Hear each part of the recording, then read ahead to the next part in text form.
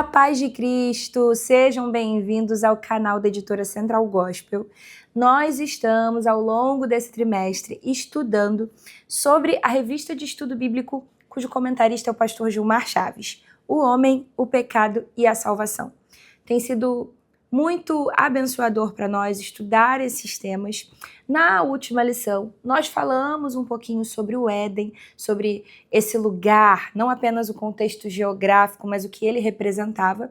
E agora nós vamos entender o processo da queda do ser humano. Como aquilo aconteceu, quais são os fatores envolvidos nisso e de que forma isso se relaciona com a nossa vida e com o nosso contexto atual. Se você ainda não adquiriu as nossas revistas, por favor, tanto a revista de aluno quanto a revista de professor já estão disponíveis no nosso site, assim como o livro de apoio. O livro de apoio é uma literatura complementar, ele traz informações que você não encontra na revista e torna a sua aula ainda mais completa. Mas começando, a gente está falando sobre a tentação, né? Sobre esse processo inicial que gerou a queda do ser humano. E não tem como a gente começar a falar disso sem se lembrar com muita clareza de que o maior exemplo sobre como resistir à tentação, de como viver apesar da tentação, é o nosso amado Jesus. Dá uma olhadinha no que está escrito lá em Hebreus, capítulo 4, você conhece esse texto. Verso 14. Tendo, pois, a Jesus, o Filho de Deus, como grande sumo sacerdote, que penetrou os céus, conservemos firmes a nossa confissão. Porque não temos sumo sacerdote que não possa compadecer-se das nossas fraquezas.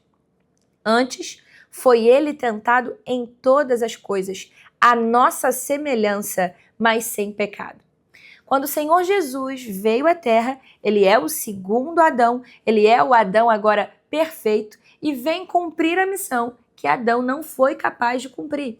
Ele vem completar a missão e mostrar como ele pode vencer o pecado, vencer a tentação, passar pelas mesmas aflições que nós passamos, passar pelos mesmos desejos, pelas mesmas realidades e ainda assim permanecer sem pecado. Esse é o nosso Jesus.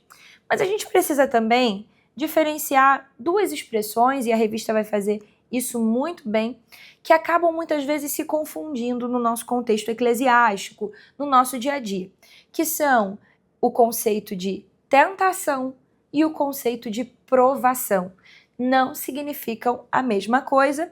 As diferenças são sutis, mas são diferenças consideráveis que vão ajudar a gente a entender um pouco melhor até mesmo as nossas próprias tentações e as nossas próprias provações.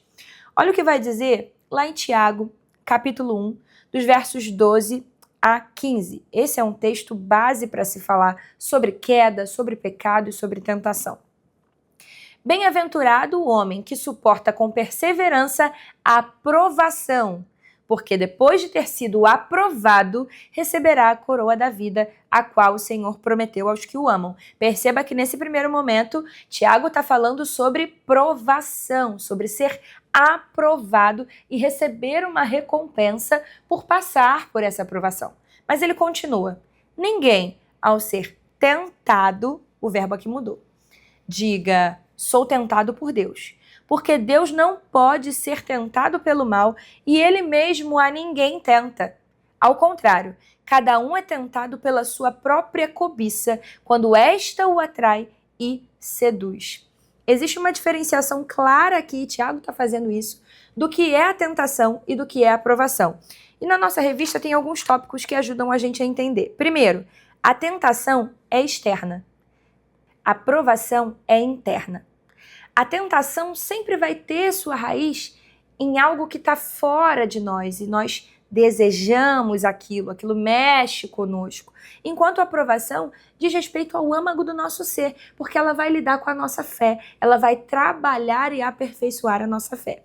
Segundo ponto, a tentação visa a destruição, a aprovação visa a edificação.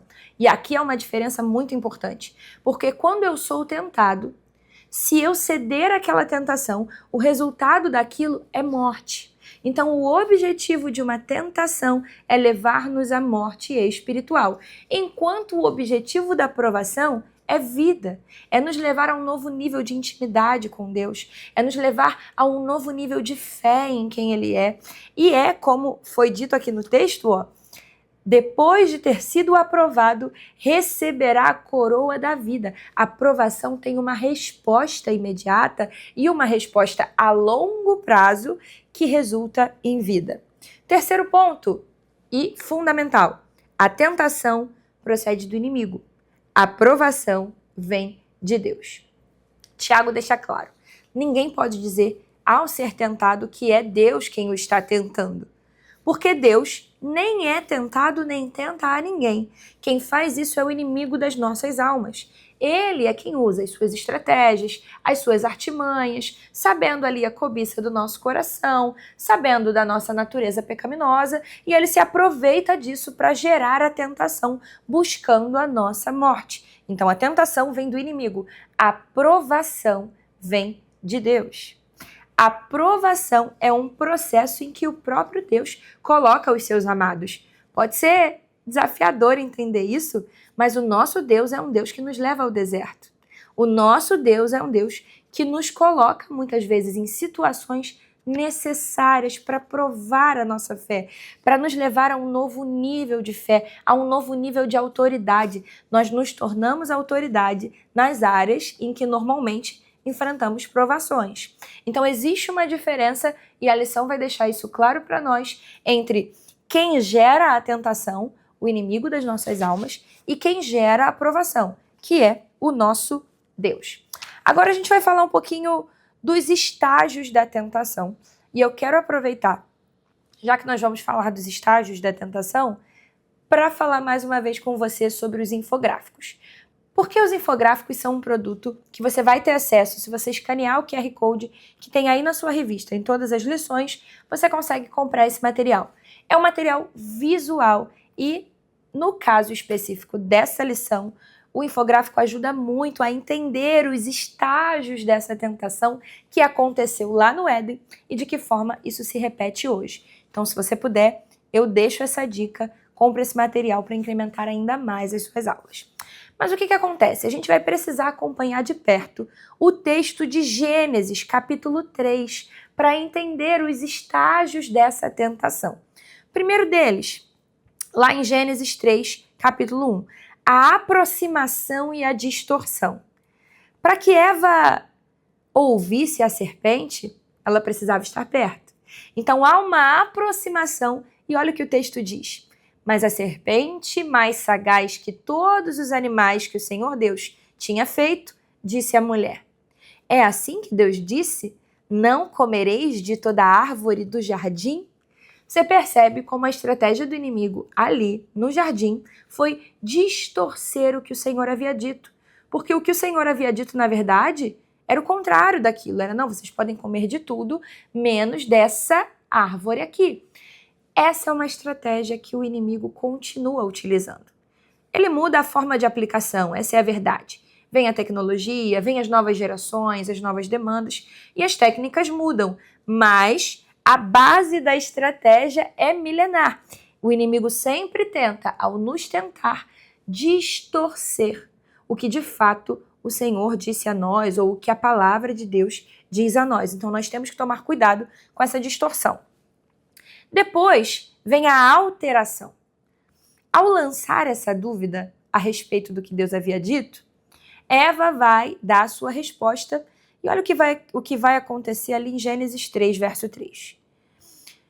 Do 2 e 3, na verdade. Respondeu-lhe a mulher: do fruto das árvores do jardim podemos comer, mas do fruto da árvore que está no meio do jardim, disse Deus, dele não comereis, nem tocareis para que não morrais. Olha como é que a mulher já está aqui equivocada a respeito do que Deus disse. Deus não disse que não podia tocar. Deus disse que não podia comer. Então começa ali uma alteração sutil do que a palavra de Deus diz. Que perigo há nas alterações sutis, nas tentativas de manipular a pregação do evangelho, nas tentativas de trazer um Jesus personalizado, um evangelho personalizado, com mudanças sutis. Isso é um perigo muito grave para a igreja e para nós de forma individual. Depois vem a sedução. Por quê? O fruto era agradável. Nós nunca vamos ser tentados em algo que de fato não nos atraia. Então aquele fruto ele era agradável ao olhar e também desejável. Olha o que vai acontecer em Gênesis 3, verso 6. Vendo a mulher que a árvore era boa para se comer, agradável aos olhos e árvore desejável para dar entendimento, tomou-lhe do fruto e comeu, e também deu ao marido, e ele comeu. A sedução pelo desejo e pela aparência levou não somente a mulher à queda, mas fez com que ela partilhasse o pecado no momento em que Adão também come daquele fruto. Nós precisamos tomar cuidado, porque nós vamos ser tentados em coisas que aparentemente vão nos gerar algum benefício, que aparentemente vão nos gerar algo de bom, algo a mais do que nós já temos. E necessariamente, quando nós caímos em pecado, quando nós damos lugar a essa queda, nós vamos atrair outras pessoas ao mesmo erro.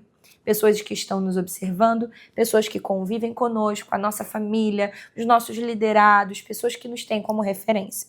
Então há um perigo muito grande na tentação. E para concluir, existe algo que nós precisamos entender sobre a essência do pecado no Éden.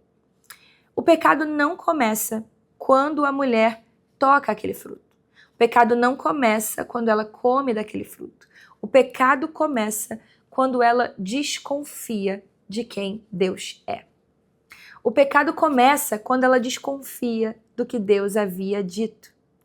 Nós corremos o risco de muitas vezes estarmos desconfiados de Deus, desconfiados a respeito da sua verdade, da sua palavra. E quando o nosso coração perde essa essência que havia no Éden e que é restaurada no nosso ser a partir da vinda de Jesus, que é a essência da comunhão plena, do pleno entendimento de que Deus é bom, de que Deus nos supre, de que Deus caminha conosco todos os dias. Quando nós perdemos essa percepção, nós corremos o risco de passar a desconfiar do que Deus disse.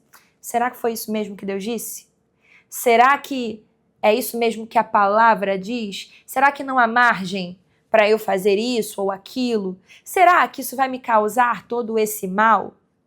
É interessante porque a mulher, ela toca no fruto e ela não morre. Ela come aquele fruto e ela não vê a sua morte imediata. E essa aparente ausência de correção faz com que ela e o homem mergulhem ainda mais no pecado. Não é porque nós não estamos vendo uma correção imediata que nós não estamos sendo prejudicados por aquela queda, que nós não estamos nos distanciando de Deus, após aquela queda. Nós precisamos entender que a maior consequência do pecado é o que aconteceu depois com Adão e Eva. No mesmo horário, quando o Senhor veio para caminhar com eles, para ter comunhão com o homem, nós vemos que o homem se escondeu de Deus. Ele se afastou de Deus por causa do seu pecado.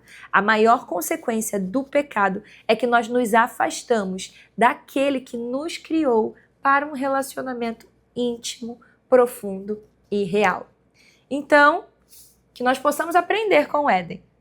Como aquilo aconteceu, como o processo do pecado, o processo da entrada do pecado do mundo nos afeta, assim como afetou o jardim do Éden e a plena paz que havia lá, para que nós possamos também ser vigilantes, ensinar os nossos alunos a serem vigilantes, ensinar os nossos liderados, as nossas ovelhas a serem vigilantes, porque vale a pena esperar no Senhor, vale a pena obedecer ao Senhor. E essa é a principal mensagem do que nós vemos acontecer no Éden. Que Deus abençoe a sua vida, que Deus abençoe as suas aulas. Até a próxima lição.